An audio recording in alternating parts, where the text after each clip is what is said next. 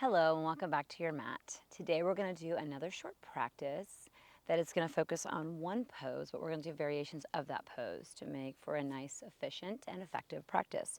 So this is great if you're short on time. We're going to be working with the pose legs up the wall. So for today's class, if you have wall space available, that would be great. If you don't, like I don't have wall space available, I'm going to use a block underneath of my seat because it just makes it easier for me to do this pose. You don't need a block or a wall. I will show you a variation for all of those if you don't have a wall or a block. But if you have a block or even like a pillow or something, if you don't have a wall, that could be helpful. So grab what you have. If you're near a wall, go ahead and move your mat to the wall if you've got one. And we'll get started with a quote by Coco Chanel. Don't spend time beating on a wall, hoping to transform it into a door. So there's a little fun little quote for today. And we are going to get started right away. So we are going to stretch the legs out in front of us. We're going to sit up on our mats.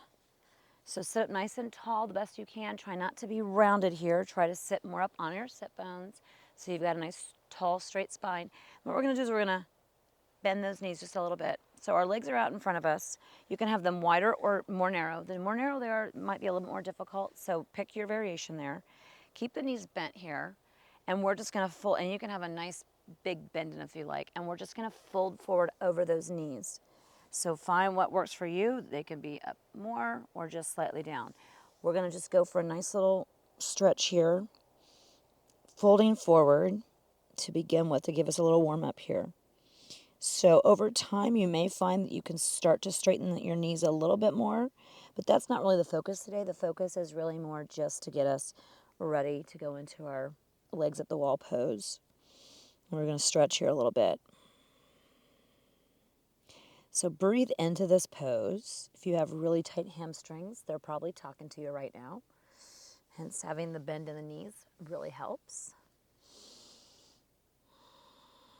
And you don't have to touch your toes. You can stay more upright. So I've just come forward more, but you can be more upright, even with bent knees. You may have really tight hamstrings. A lot of us do, and it's just part of how our body is.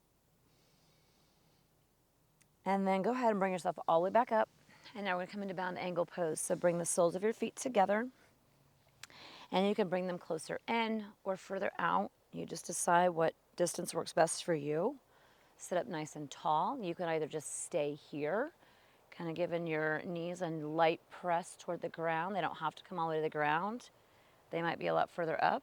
You're just working to open those knees up as much as possible without straining or overstretching and causing pain. Otherwise, if you'd like, go ahead and bend forward any amount here. So we're just doing a little bit of forward folding just to begin with, just to kind of loosen things up just a tad before we go into our legs up the wall with variations.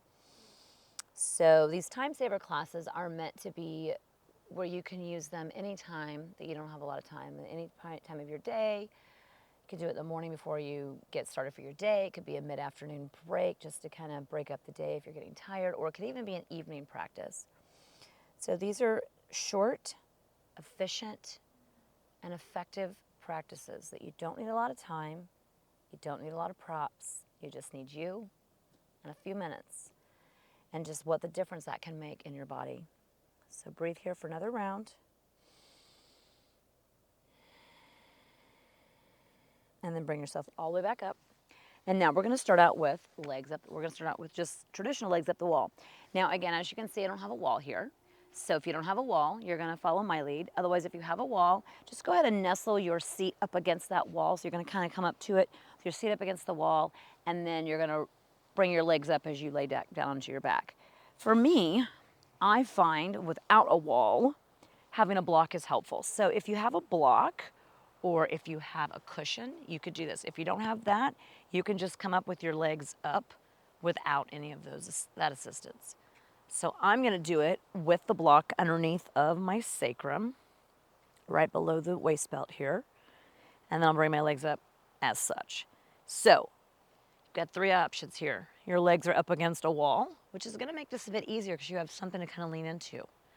You're going to do it with the block, as I am, or a cushion, or you're going to do it with none of those. No wall, no cushion, no block. and you're gonna bring your legs up. Now you may find this for me is a little bit more challenging because I really have to hold myself up even more and keeping my legs straight is harder here. So you can have a bend in your knees if you like. So find what works for you based on what you have available. And we're just gonna start with the legs straight up against either a wall or an imaginary wall. We're going to just stay here for a few rounds of breath. We're just going to breathe. We're not going to do anything. We're just going to hold those legs in place the best we can. If you are using the block, I highly recommend the lower setting. You can always go a higher setting, but you're going to find it's a little bit wobbly that way. So we want to go more for stability here in this case.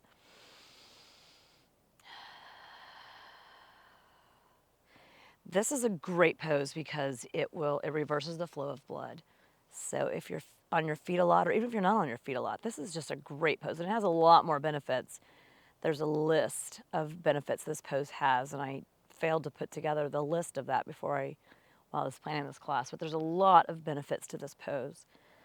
So if your legs are tired, your feet are tired, just getting them reversed, reverse the flow of blood can make all the difference.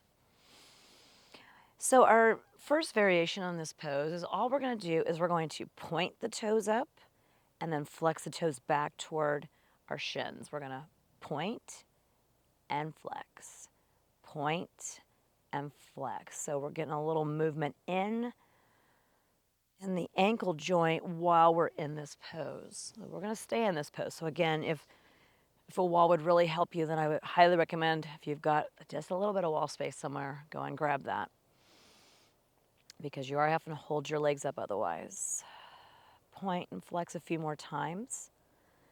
And then we're going to roll our ankles in circles next. So you can have them both go in the same direction, or you can have going opposite, whatever you want to do. But we're going to roll the ankles in circles. So we're getting a nice little ankle movement here, again, while having the legs up. And then we're going to go in the opposite direction.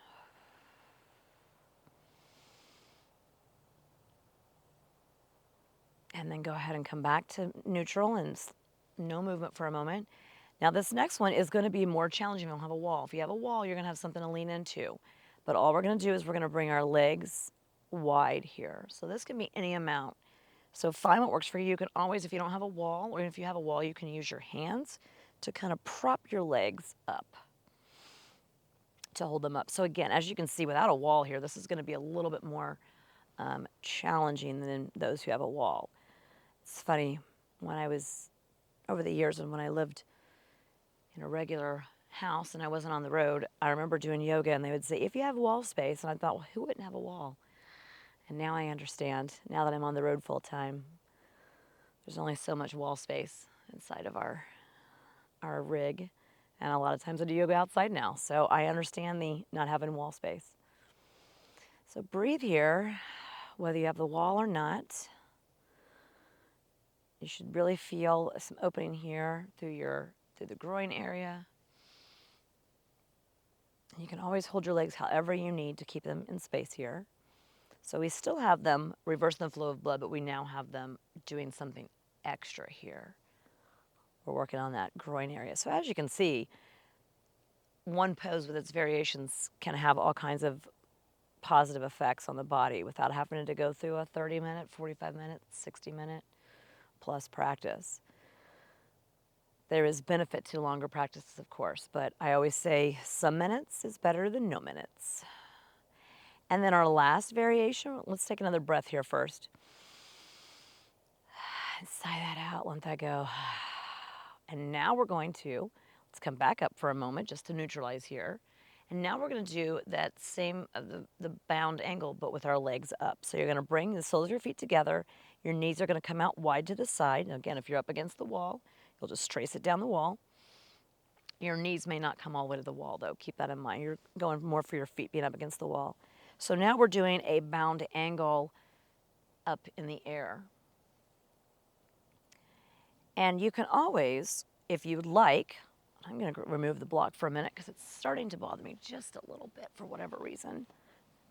So if you don't have the block, you don't have a wall, you can go ahead and come back into that bound angle, and you can always hold the feet here.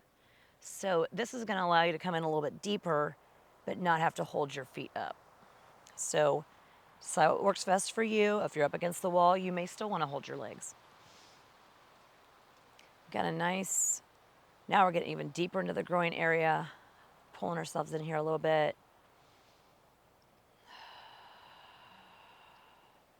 And it's kind of like the forward fold we did, sitting up in bound angle pose, except now we have the floor that's keeping our back nice and straight. So this is another way to do bound angle pose to keep the back straight. You're still getting a nice benefit of the actual bound angle pose itself without rounding in the back. So go ahead and close your eyes here, settle in. This is our last variation of this pose. Breathing in and out through the nose. You can always exhale through the mouth if you like.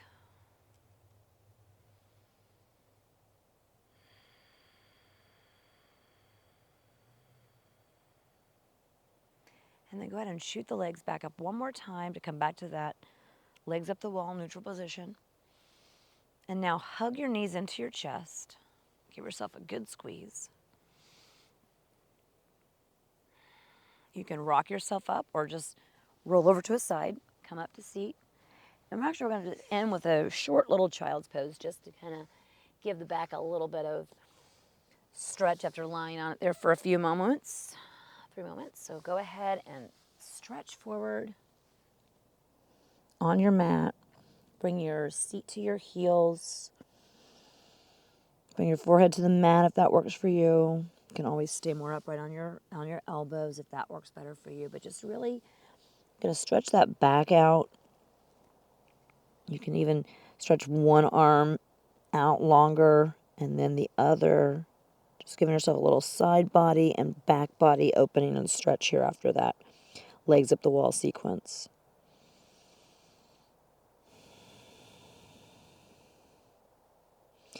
This is one of my favorite poses in yoga. Absolutely love it. Feels so good on my back. And if it doesn't work for you, again, you can stay more upright. You may be more upright in general, and that's fine.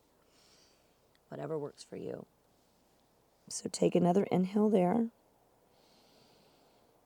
Exhale, let that all go. Come back up to a seat. And that's where I'll leave you. So that is the end of that little short sequence with legs up the wall with its variations. You can fit that into your day anytime. And I hope that it was helpful for you. And until next time.